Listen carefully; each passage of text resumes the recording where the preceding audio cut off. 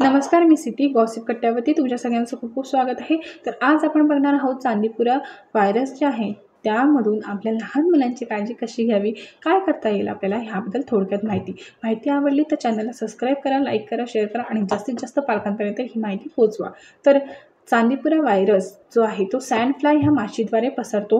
लहान मुलांमध्ये रोगप्रतिकारक शक्ती कमी असते, त्यामुळे त्यांना आजार होण्याची शक्यता जास्त असते. तर अशा वेळी आपण आपल्या लहान मुलांची काळजी कशी घ्यावी, त्यांच्यासाठी काय करावं? सगळ्यात महत्त्वाची गोष्ट म्हणजे आपल्या मुलांना मच्छरपासून वाचवा. तर लहान मुलांना शक्यतो फुल कपडे घाला, फुल स्लीव्सचे कपडे घाला, चड्डू जे आहे, पॅन्टू जे आहे ती फुल घाला, सॉक्स घाला. लहान मुलं असतील, लहान बाळं असतील तर त्यांना हातमोजे घाला, ग्लव्स घाला. मोठे असतील तर त्यांचे हात स्वच्छ ठेवा, त्यांचे हात, डोळे वगैरे नेहमी स्वच्छ करा. आपल्या आजूबाजूचा परिसर स्वच्छ ठेवा, आपल्या घरामध्ये स्वच्छता ठेवा. त्याचबरोबर घरचं अन्न खा, बाहेरचं काहीही अन्न खाऊ नका. त्याचबरोबर सकाळ संध्याकाळी बाहेर जाणं टाळा. शक्यतो दरवाजे खिडक्या बंदच ठेवा.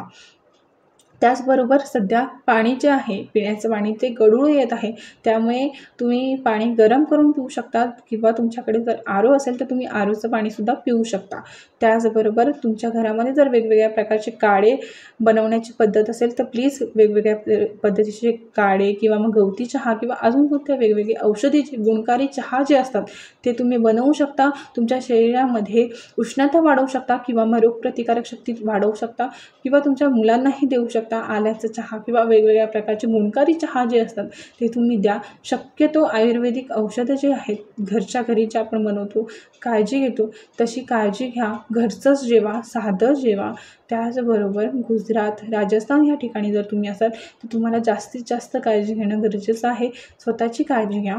ह्या आजाराचे जे लक्षणं आहेत ते सर्वसाधारण आहेत, जसं की ताप येणं, उलट्या होणं, डायरिया होणं यासारखे लक्षणं आहेत.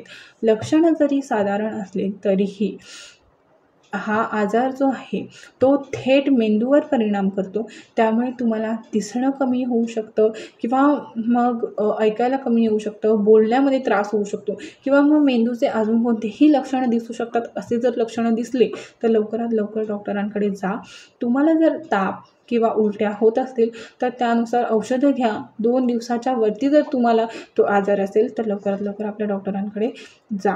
आपल्या मुलांच्या तब्येतीकडे आणि आपल्या तब्येतीकडे अजिबात दुर्लक्ष करू नका. खूप लोकांना सवय असते, सर्वसामान्य माणसं जसं आपण मिडल क्लास लोक आहोत, तर आपल्याला ताप, सर्दी, पडसं जर काही झालं तर आपल्याला अंगावरती काढायची सवय असते. तर प्लीज आता सध्या पावसाळ्यामध्ये, हिवाळ्यामध्ये अंगावरती कोणताही आजार काढू नका.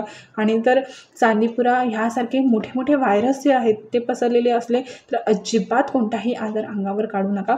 लवकरात लवकर कमी असताच डॉक्टरांकडे जा.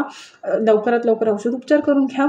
कदाचित लवकरात लवकर तुम्ही बरे होऊ शकता. तुम्हाला कोणताही मोठा आजार होणार नाही. यासाठी तुम्ही काळजी घेऊ शकता. लक्षात ठेवा, मच्छरांपासून सावध राहा. माहिती आवडली असेल तर चॅनलला सबस्क्राईब करा, लाईक करा, शेअर करा आणि जास्तीत जास्त पालकांपर्यंत ही माहिती पोहोचवा. Thank you so much.